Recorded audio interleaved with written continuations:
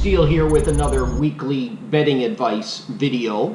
And I thought for this week, with the upcoming college football schedule in a matter of a couple of weeks about to kick off, we would deal with some of the fundamentals as it relates to betting college football. There's many similarities in betting college and pro football. And also there's many differences, so let's begin to break it down. Much like starting pitching for both college and pros, obviously the quarterback is the key. They will make or break many of your bets.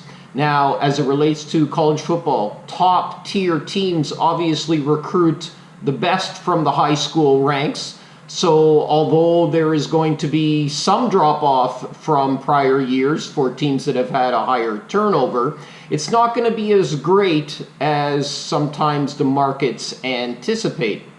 Also, secondly, when in previous years the starting quarterback has graduated, teams that are able to promote their backup usually have an advantage. Obviously, continuity and the backup moving to the starter's role, knowing the playbook is an advantage, especially early on in the season. Also, when a star quarterback leaves and there's no viable backup, this team is going to experience likely major growing pains. They're also probably going to simplify the playbook. So this is a team that you want to, especially early on, look to bet against. They're likely going to be overvalued based on a prior reputation. And also, depending on the matchup, look to lean towards unders when this team plays. Turnovers of roster in college football, obviously you want to pay special attention to. Look for teams with many returning starters able to get off to quicker starts, especially when they go up against teams with many starters who are now and have become freshmen who had also a team with a larger turnover as far as starters are concerned. However, what you don't want to fall into the trap of is for teams who have had low turnovers but were bad the year before. It's the same roster. It's likely, unless a coaching change has also taken place, that this team could end up being bad again this year.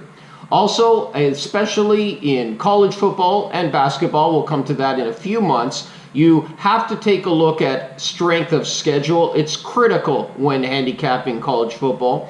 Many high-ranked teams play cupcakes prior to conference play.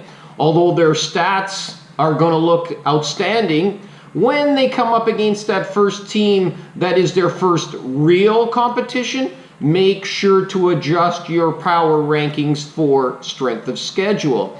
Conversely, a team that has played a very difficult non-conference schedule may be undervalued once they take the step towards playing teams in especially a conference that they reside in that happens to be a weak conference.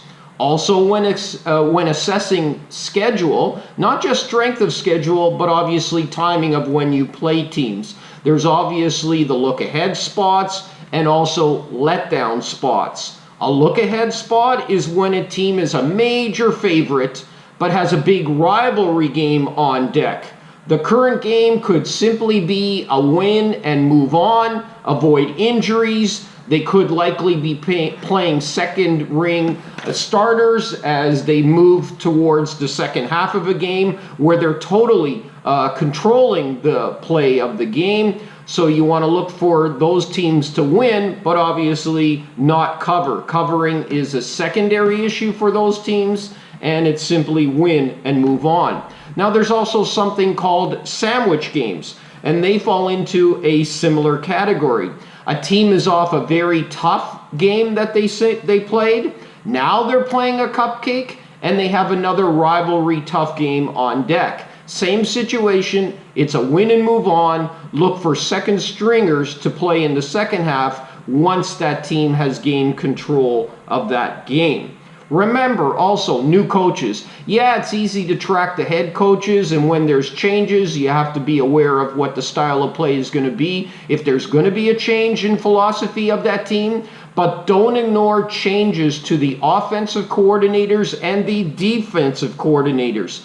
That means new systems being implemented. Perhaps, again, new philosophies on how this team is going to play. Look at teams where the existing coach also is on that proverbial hot seat. They're off a bad year. They have to win coming off a bad year, or they're going to get fired. So you want to look at the psychological factors and also pay special attention on how this coaching staff is handling the year, considering they are under the microscope. So a few tidbits for you on some of the fundamentals on the upcoming how to effectively and profitably be able to do well in the upcoming college football season. Like usual, if you have any specific questions on handicapping techniques of college football, I'll be happy to answer them. All you simply do is have to email me, and I'll respond to you in a very quick manner. Now, if you'd like to find out what my official bets are for today, or for any other day for that matter, you simply have to input and download my app, which is available in the Google Play Store and also the Apple Android Store. The links you will find to download my app are at the homepage of my website. The address is pshltd.com. With our upcoming busy schedule just around the corner, I would also highly recommend that you follow me across social media, Instagram, Twitter, and Facebook. My handle is @RickSteele99.